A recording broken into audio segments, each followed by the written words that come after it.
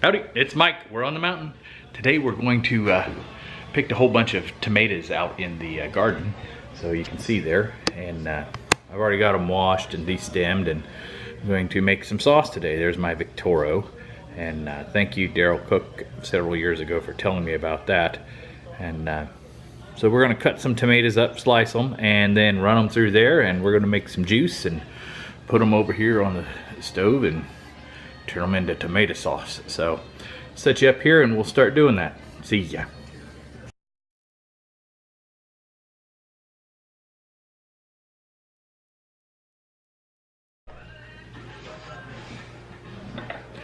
Hey, this is the Victoro right here, and this thing makes making tomato sauces and anything you'd want to seed something. This makes it so easy. All you have to do is simply cut them. There's a, I'll take this off so you can see it.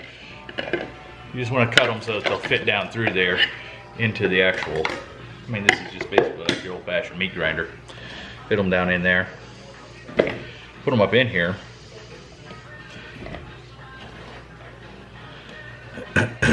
And as you've seen from the previous part of the video, it takes the juice and the meat comes out down here into the bowl, and then all the seed and the skin goes over there.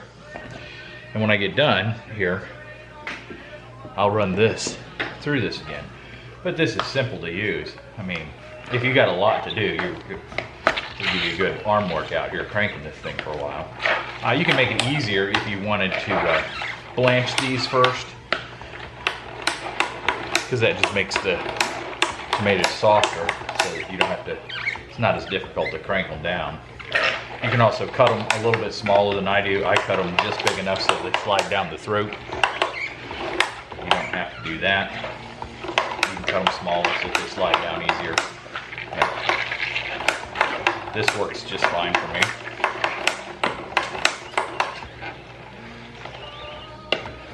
And there you go. That was the last bit of those. You can see it filled that whole barrel, that whole container up, and it emptied it out pretty quickly. I already filled one complete pot and got it on the stove, so I'll do this one here. Just try and get as much of this juice and meat off of here as I can. You can see here, I don't know if you can see it, but it's got a screen on it. I don't know if you can see that on the video or not. It's got a screen on it that keeps all the seeds and everything from getting into it. Like I said, I always run these through again because there's a lot more juice in there that I want to get out. You can see there how extra juice is coming out of these skins. Sometimes I'll run it if it's really juicy, and some of these tomatoes were really juicy because they're very ripe. I'll run those skins through twice, just to make sure I get all of it out if I can. This batch of tomato sauce. So now it's over to the stove.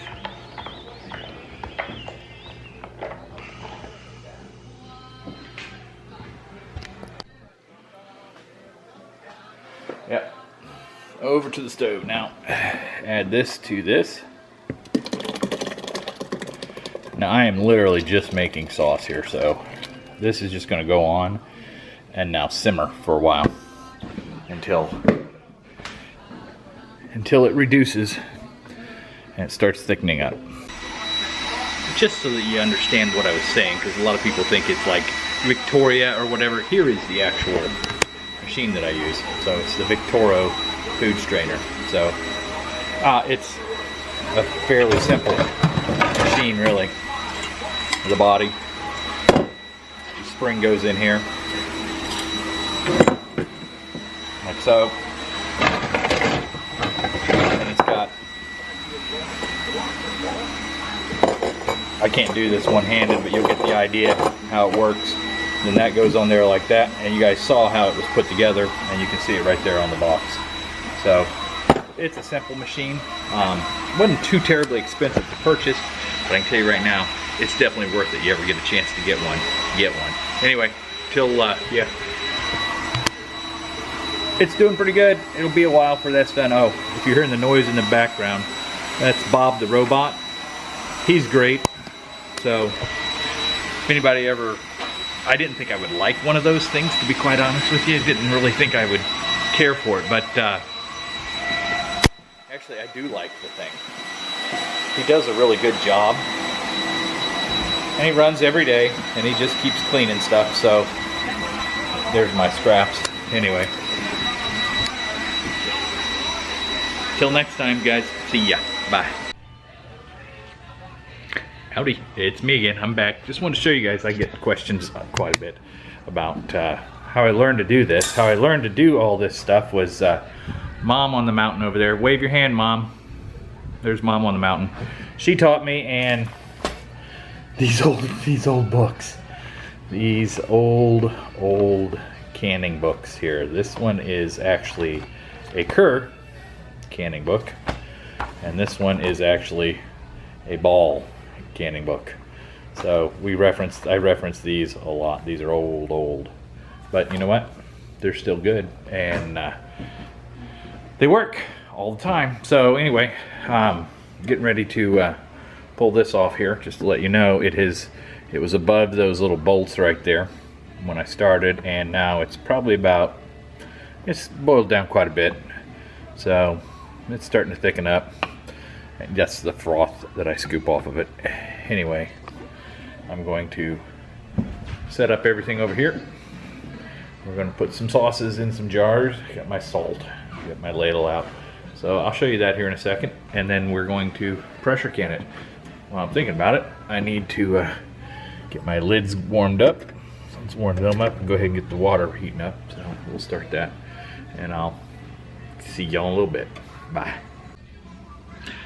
Hey, there's another thing I was going to show you. I'm going to try these lids out. So if I can get it to focus here, you'll be able to see. They're called Tattler lids. They're reusable lid, as you can see. It's just a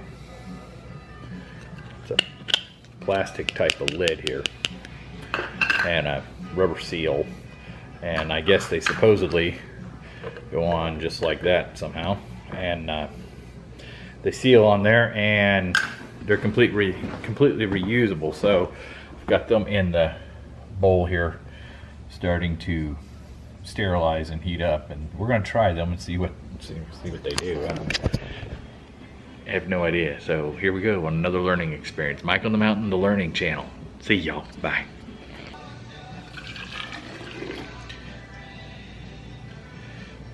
I'm not sure 100% how many quarts I'm going to get out of here, but we're going to see.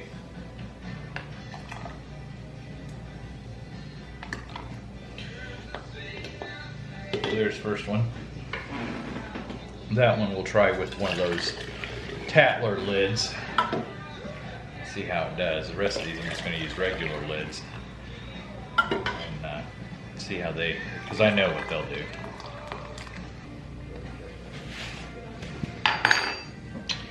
Alright, let's try this.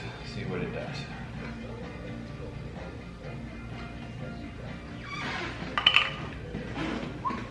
Tell you one thing, it's hot.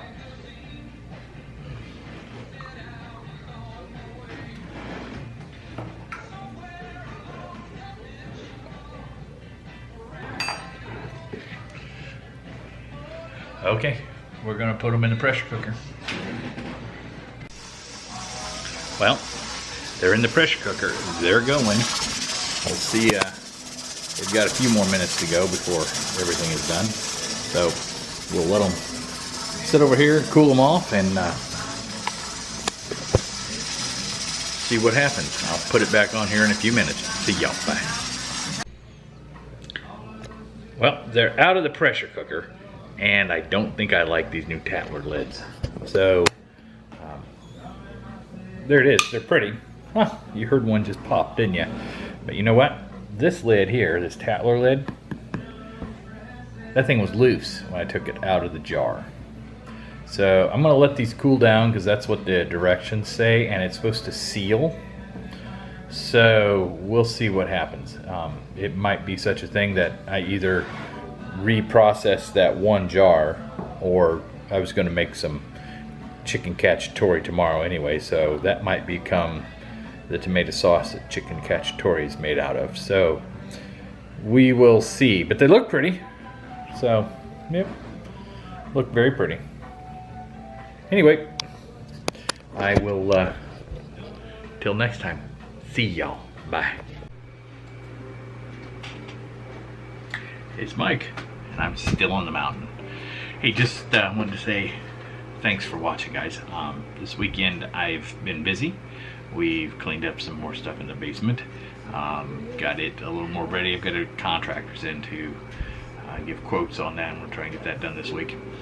And then I picked a bunch of tomatoes and other stuff out in the garden and got those canned today, as I'm sure that some of you have seen here, because obviously this is the end of that video. So just want to take a quick moment, and instead of being the silly redneck hillbilly that I normally am, as many of you know, my mom has been fighting thyroid cancer, metastasized thyroid cancer, for a couple years now, and she's a hell of a trooper, and she's doing a good job fighting it. She's 82, and if any of you have family, grandparents, parents, aunts and uncles that are over the age of 55, 60, somewhere in there, spend some time with them. Learn something from them, because they didn't make it to that age by being unwise. So they know a thing or two.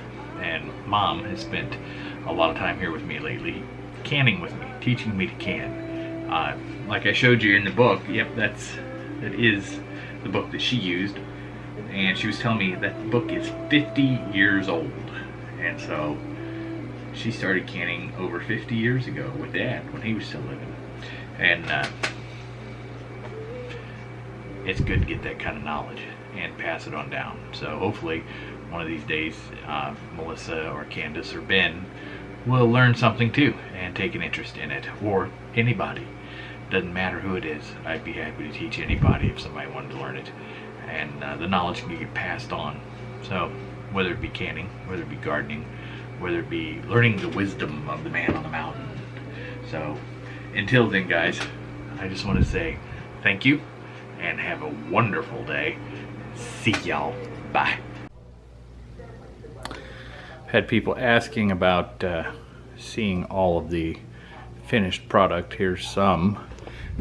We'll walk over here to some of the others. Say hi, Mom, on the mountain. Hi. And here's some of the others.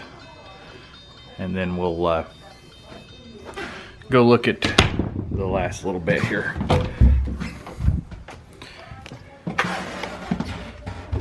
So that we can see exactly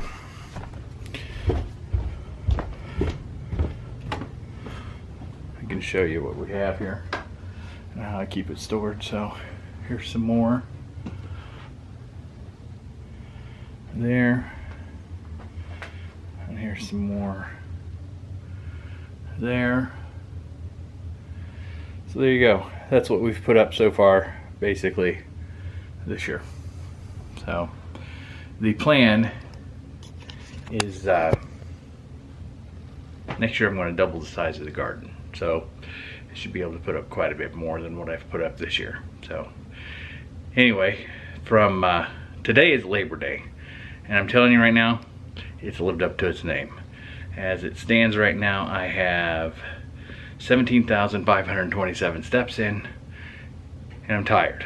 It is 6 o'clock in the evening, so I think I'm going to call this a day. I'll probably put these videos together and basically take rest of the evening off and rest. So till then, thanks. See y'all later. Bye.